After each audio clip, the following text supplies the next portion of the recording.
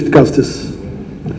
It's a great privilege to be here in Kampala at the African Now Conference with my fellow colleagues and leaders of Africa, influential business actors, and important academics and experts on development.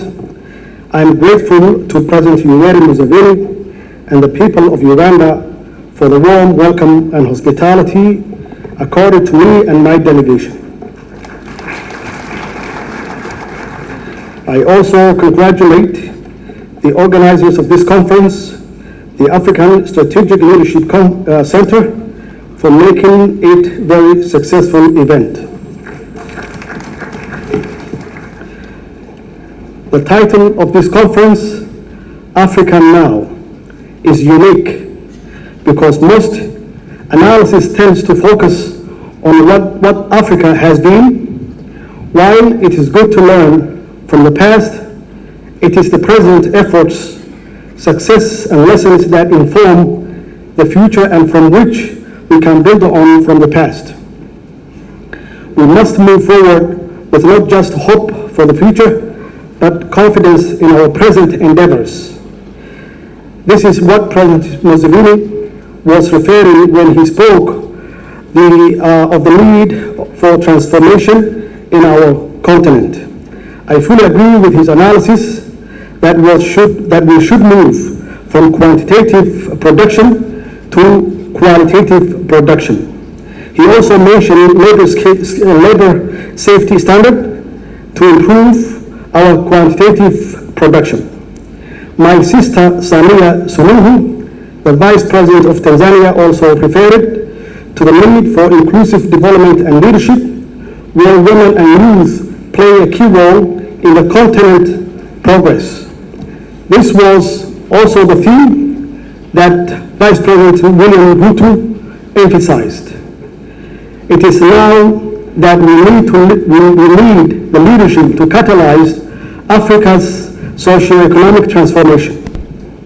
It's now that we need to forge a future that works for African youth and women. It is now that we need to understand and mitigate the cost of climate change and sustainable economic growth. It's now that we need to find local, national, and global solutions to common challenges such as trade and security. And finally, it is now that we need to connect our economic future through digital and physical infrastructure to achieve an integrated, secure, and growing Africa. Excellencies, ladies and gentlemen, I have had the privilege of attending different sessions in the conference and listened to many ideas, policies, and proposed actions, and I can sincerely say that I am hopeful that we can achieve our continent aspirations if we strengthen our partnership. No challenge is insurmountable, no mountain too high, and no distance too far, if there is a common purpose and a determination to cement this on our part. African solidarity has always been based on meaningful collaboration, and I believe that we have the necessary institutions, people, vision, and leadership to achieve the integrated, secure, and growing Africa that we can accelerate to achieve our development. In his innovation letter to me, His Excellency Yoweri Museveni stated that he was eternal Afro-optimist, and I wanted to let him know that we all share his love, commitment, and pride in our beautiful continent. However, we must also be realistic and accept that for Africa and its diverse people to fulfill their great potential and escape from the poverty trap and underdevelopment, we must collectively have very serious discussions and a continental strategy regarding economic transformation, investment, growth, as well as employment for our youth. Our continental experience informs us that our greatest economic assets and advantages, like our youth and natural resources, can often become a detrimental issue if we do not invest in them and manage them well. We can no longer afford this in a globalized world where every other continent is pulling together and getting ahead, and we are already working to just catch up. Leadership and common responsibility are the key pillars of reform, change, and progress. The integration, security, and economic growth of Africa are the responsibility of each and every political and business leader, as well as our citizens. In other words, we all need to be proactive in moving this beautiful, rich, but often challenging this continent forward. The era of waiting for the state to do everything is thankfully over. Governments, business leaders, and citizens must work together closely to create a new social contract based on forging future that works for all people. We must become more engaged and innovative in the way we do business, politics, and benefits from continental and global partnership. We must impartially measure the impact of our policies and think together, because together we are stronger in every way. Africa's opportunities are boundless. We have among the youngest population in the world, valuable land and sea resources, and historical tradition of partnership and solidarity. Moreover, because of technology and improving basic public services such as education and health, Africa has an opportunity to leapfrog in many areas key to our common developments, including manufacturing, transportation, logistics, and the digital economy, alongside traditional areas of strength like agriculture. Intra-Africa trade is simply a must if we are to prosper as a continent. We need to be able to make, market, and sell Africa-made goods and services to ourselves first and foremost. The reality is that Africa is our main market, and where our producers and entrepreneurs have the most advantage, and where we can maximize opportunities through supply chain activities and impact investing. More importantly, the initiation and development of continental free trade will transform the socio-economic future of Africa and its people with new opportunities, jobs, skills, and reverse the damaging brain drain. I am proud to announce that Somalia was one of the first signatories of the African Continental Free Trade Agreement. However, to succeed in this objective, Africa must be better connected by road, rail, air, and sea. We need enormous investment in the infrastructure to connect our people to future continental and global opportunities. Alongside infrastructure, we must invest in key enablers and sustainers of economic growth.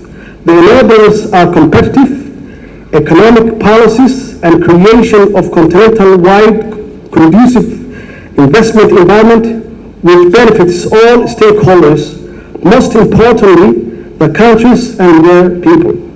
The question we must ask ourselves are Africans' goods and services able to move freely across borders? Is our financial sectors interconnected? Do we have the policies and effective governance to mitigate their potential risks? Do we have the skills and energy to produce on a large scale? Do we have the education and skills to ensure we sustain and benefit from economic growth? Do we have the mechanism of cooperation to strengthen our continental partnership for progress? Along these important questions, we must also seriously consider how to mitigate risks and mobilize institutional investors' capital for development, as well as how best we use the international financial institutions in joint across-border projects. These valuable and well-resourced organizations must think innovatively and in the case of the least developed countries, many of which are on the African continent, be fragile sensitive. The sustainers, on the other hand, are investment and cooperation in all forms and production of valuable environment, which provides us all with life and opportunities. Ladies and gentlemen, I wanted to conclude my remarks simply by saying that, of course, Somalia has been through a lot of tough time for the last 15 years. As a result of that, a lot of our people end up in refugee camps in different parts of the world. One of the areas they came is here in Kampala, in Uganda, as well as in many other parts of Africa. However, I will tell you one thing for sure.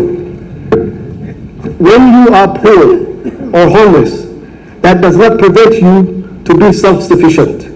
And that's a lesson that everyone can learn from the Somali public and Somali people who left their country to overseas and to other countries. I want to give you one example. We have about 50,000 Somali refugees here in Uganda. I will tell you many of them are self-sufficient even though they came here as refugees.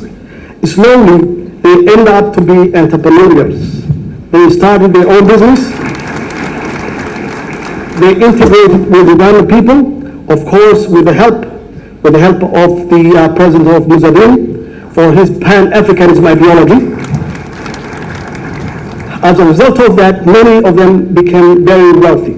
It's not only here in Uganda, Kampala, Uganda, but also if you go to South Sudan, if you go to Kenya, even if you go to South Africa, you will see a lot of Somalis who left their home as a refugee, but end up in those countries as a wealthy as we speak today.